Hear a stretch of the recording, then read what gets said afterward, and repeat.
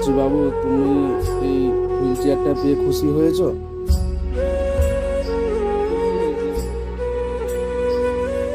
বলছি আপনার স্বামীর যে এরকম অবস্থা, আপনি এখানে কাউকে বলেছিলেন, মানে আমাদের থানায় বা আমাদের বিডিও এমএলএ কাউকে বলেছিলেন কি?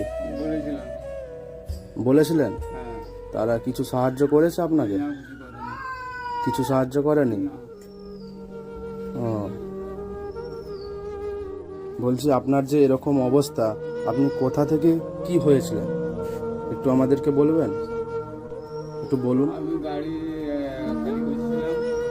আপনি কুলির কাজ করেন? হ্যাঁ। বলুন। গাড়ি লোড আনলোডের কাজ করি। হুম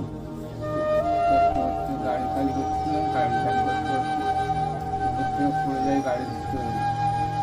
গাড়ির ভিতরে নোংরা না হয়ে পড়ে যাই। পড়ে যাওয়ার পর আমার শিরা থেকে ছাতি থেকে পায়ের দিকটা পুরো অবশ্যই হুম। আমার মনে হয়েছিল ওই ছাতি থেকে পায়ের দিকটা আমার নয়।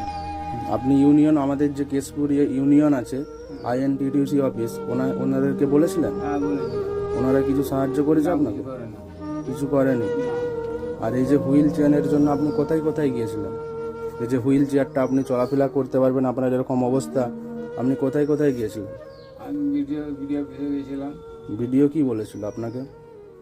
ভিডিও তো কাগজপাতি সব জমা দিলাম, বলো গাড়ি এলে পরে পাবে।